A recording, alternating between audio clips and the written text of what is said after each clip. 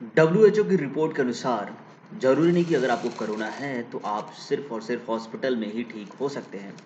उसके और क्या उपाय हो सकते हैं और घर पे कैसे ठीक हो सकते हैं, इस वीडियो में हम जानने वाले हैं। क्यों डब्ल्यूएचओ ने बोला कि भारत में होने वाली जो प्रॉब्लम है, जिसमें बेड की समस्या और ऑक्सीजन सिलेंडर की जो समस्या आ रही है, वो कितनी ज़्यादा भयावह है और क्यों ऐसा समस्या आ रही है, इसके बारे में डब्ल्यूएचओ ने क्या बोला है, इस वीडियो में हम जानने वाले हैं। तो स्वागत है आपका हमारे YouTube channel exam warriors begins में। मैं श्री शंकर तिवारी डेली लेकर के आता हूँ करंट अफेयर सुबह 6 बजे और आप उसे जरूर देखते हैं।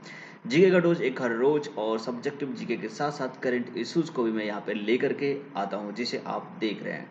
तो फाइनली बिना किसी देरी के चलते हैं डब्ल्यूएचओ की रिपोर्ट पर, जिसने डब्ल्यूएचओ ने बताया है कि किस तरीके से भारत की जो स्थिति है वो खराब हो रही है।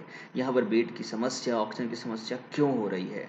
तो आपको बता दूं कि डब्ल्यूएचओ के जो प्रवक्ता हैं, जिनका नाम है तारिक जोसरविक, इन्होंने मंगलवार को एक बयान दिया था जिसमें इन्होंने बताया था कि भारत में लगभग 2 लाख से ज़्यादा मौतें हो चुकी हैं और इसकी वजह है ऑक्सीजन की पर्याप्त आपूर्ति नहीं होना और मरीजों को भर्ती करने के लिए बेड की भी कमी है। तो ऐसे में क्या किया जाना चाहिए, क्योंकि ये रियलिटी है। भारत का जो मेडिकल सिस्टम है वो इतना ज़्यादा स्ट्रांग नहीं है कि एक बार में जो रोजाना 3 लाख से ज़्यादा जो केसेज आ रही हैं उन सभी लोगों को भर्ती किया जा सके, सबको बेड दिया जा सके और सभी को ऑक्सीजन सिलेंडर मुहैया कराया जा सके। तो ऐसे में जो ये लचर व्यवस्था है भारत की, ऐसे में आप अपने आप को कैसे बचा सकते हैं, इसके बारे में एक छोटा सा इन्होंने बयान दिया है और जिसमें इन्होंने बोला है कि जो भारत है उसके पास एक्चुअली जो सामग्री है उसकी कमी है, इसलिए इन्होंने आपूर्ति तो कराना शुरू कर दिया गया है। इसके अलावा इन्होंने 4,000 कंटेनर के देने की भी बात कही है। हालांकि डब्ल्यूएचओ की सहायता मिली है, फिर भी भारत की स्थिति बहुत ही ज़्यादा खराब है और उन्होंने कहा कि कोविड-19 से संक्रमित होने वाले 15% से भी कम ऐसे लोग हैं जिनको अस्पताल में देखभाल की ज़रूरत है। जी बिल्कुल, ये बात डब्ल्यूएचओ ने खुद बोली है और आपको ये समझना चाहिए कि ऐसा उन्होंने क्यों बोला। कि आपको 15% यानी कि अगर लगभग 3 लाख लोग अगर डेली संक्रमित हो रहे हैं, तो उसमें से सिर्फ और सिर्फ 45,000 लोगों को ही अस्पताल में भर्ती किए जाने की जरूरत है। बाकी लोग घर पे भी ठीक हो सकते हैं। ठीक है, तो इसका सबसे बड़ा रीजन क्या है, क्योंकि आपको बता दूं कि यहाँ पर उन्होंने कहा है कि जो लोगों की यहाँ पे जो हालत है एक्चुअली उसकी खराब कैसे है। उन्होंने कहा कि हर कोई अस्पताल की ओर भाग रहा है।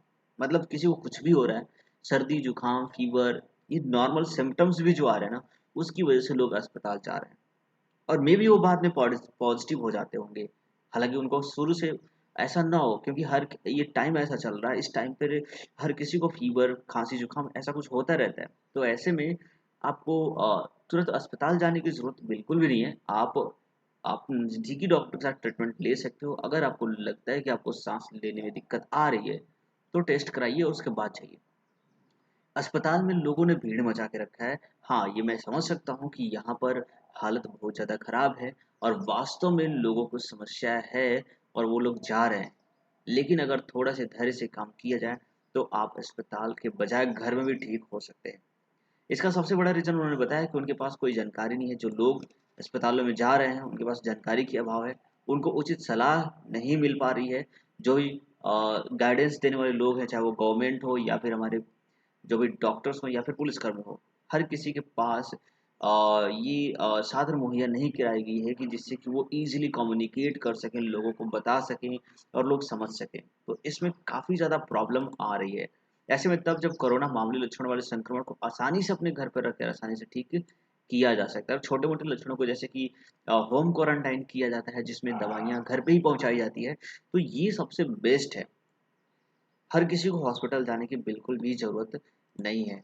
ऐसे में आगे उन्होंने कहा क्या, आगे उन्होंने बताया कि ऐसा करना चाहिए कि सामुदायिक स्तर पर केंद्रों पर मरीजों की स्क्रीनिंग की जानी चाहिए। ठीक है, मतलब छोटे लेवल पे। हालांकि ऐसा किया जा रहा है, ऐसा नहीं कि बिल्कुल भी इंडिया में ऐसा कुछ नहीं किया जा रहा है। इंडिया में भी होम क्वारंटाइन किया जा रहा है, लोगों को ठीक करने की कोशिश की जा रही है घर पर भी। पर फिर भी स्थिति बहुत ज़्यादा खराब है। बहुत तेज़ी से कोविड केसेस आ रहे हैं, जिसकी वजह से हॉस्पिटल्स में बिल्कुल भी जगह नहीं है और ऑक्सीजन सिलेंडर की इतनी मारामारी आज तक कभी देखी नहीं गई थी। उसके अपने बहुत सारे रीज़न हो सकते हैं, ज़रूरी नहीं कि लोगों की भीड़ की वजह से हो रहा है। अभी कुछ रिसेंट में न्यूज़ ये भी आ रहे थे कि ऑक्सीजन सिलेंडर जनवरी में विदेशों में यहाँ से ट्रांसफ़र किए गए थे। ऐसे में यहाँ पर कमी होना लाज़मी था, बट फिलहाल गवर्नमेंट ने उसके लिए ऑर्डर पास कर दिया गया है और अब ऑक्सीजन सिलेंडर लोगों के पास पहुँच रहे हैं। तो ऐसे में बहुत हमें अपने आप को सिक्योर रखना सबसे ज़्यादा इम्पोर्टेंट हो जाता है। हम अपने आप को बचा के रखें, अपने आप को सेफ रखें, बाहर जाने से बचें, मास्क लगाएँ, सैनिटाइज़र का यूज़ करें। ये सभी करना हमारे लिए बेहद ज़रूरी है। इसके अलावा उन्होंने कहा कि ऑनलाइन डैशबोर्ड वगैरह ये सब चालू किया जाए, लोगों को समझाया जाए ऑनलाइन तरीके से। जैसे आपने अपने शहर में देखा होगा कि वहाँ पे रोड पे जो स्पीकर्स लगे हुए हैं, जिसपे कंटिन्यू ये सब चीज़ें बताई जा रही हैं कि लोगों को डिस्टेंसिंग मेंटेन करना है, मास्क पहनने हैं, हर चीज़ गाइडलाइंस फॉलो किए जाते हैं। हालाँकि लोगों में काफ़ी ज़्यादा नाराज़गी है इलेक्शंस को लेकर के। गवर्नमेंट ने इलेक्शन कराया, उसके बाद लॉकडाउन और इस तरह की डिस्टेंसिंग की जो प्रक्रिया है, ये सब की जा रही है। हालाँकि पहले उनके द्वारा ढिलाई बरती गई और बाद में लोगों को इस ढिलाई का परिणाम भुगतना पड़ रहा है। तो ऐसे में काफ़ी ज़्यादा नाराज़गी है लोगों में और ये होना भी चाहिए, ठीक है? फिलहाल हमें तो अपनी जान बचानी है क्योंकि गवर्नमेंट आपकी जान नहीं बचाने वाली है। तो ऐसे में आपको ध्यान रखना है कि आप जो है भीड़-भाड़ वाली जगहों से दूर रहें। ज़रूरी हो तभी घर से बाहर जाएँ और आपकी ज़रूरत कितनी बड़ी है, वो आपको पता होना चाहिए कि ऐसी कौन-सा काम है जो आपकी जान से भी ज़्यादा ज़रूरी है, तो बाहर निकलने की ज़रूरत है, वरना आप घर पे रहें, सुरक्षित रहें। और हाँ, अगर वैक्सीन अगर आपके एरिया में क्योंकि अभी पता चला है कि 2nd ऑफ मई से 18 साल से कम उम्र के लोगों को भी वैक्सीन लगाया जाने वाला है, तो ज़रूर आप वैक्सीन लगवाएँ क्योंकि अभी के टाइम पे सबसे ज़्यादा जो इम्पोर्टेंट चीज़ है वो है वैक्सीन।